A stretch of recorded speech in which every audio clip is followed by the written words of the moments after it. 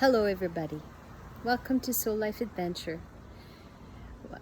Traveling lessons with Brenda. So, this lesson I wanted to share with you that I had learned is that during my time as working as a sous chef in Montreal Bistro during that summer work, I knew I was going back to university at University of New Brunswick, and I had rented a 100-year-old home. And the faucet in that location, where one was cold, one was hot, there was no mixture of the two. The tub, there was no shower, it was just a tub. And again, both of those faucets were cold and hot.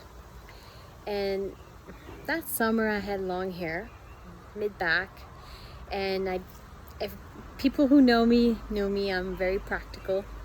And so that summer, I made a decision that for me to live in that location, I needed to bring my hair a little bit shorter. So I went from, basically, I had long hair, blonde at the time. Yes, you might not know it was blonde, but it was blonde.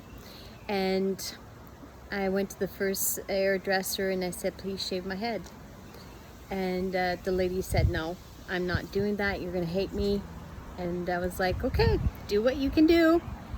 So she did what she could. She was comfortable enough to just bring it to my shoulders. So the next day, again, determined, I go into a new location, hairstyle. And I said, okay, please shave my head. And again, this hairstylist was not comfortable doing it. So she brought it a little bit around my ear and what she was comfortable with. Not what I wanted, but what she was comfortable with. So the third day I went ahead to another location, third and last. I said, please shave my head. And they did. They shaved my head to one whatever the level of the shaver is. To me, it did not matter because I always had a hat on. My nickname in high school and elementary school was always a ticasse. A ticasse meant, in French, it's little hat. I always had a hat on. It didn't really matter what my hair was. My hat was always on my head. So I was determined, and that summer I had a Kangol hat, and when I would put it on my head, it didn't really show my hair. And when I got to my parents' house that summer before I continued on to my bachelor apartment, my mom was not very happy.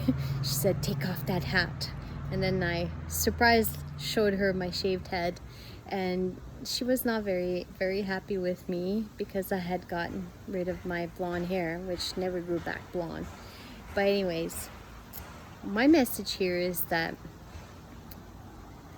I was determined, even though that I was said no 3 times. It was not going to happen. It was not going to happen.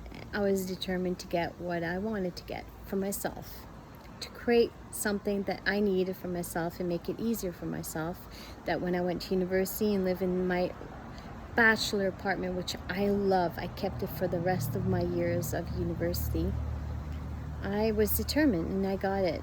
But what really got it for me is my determination, my vision, my goal.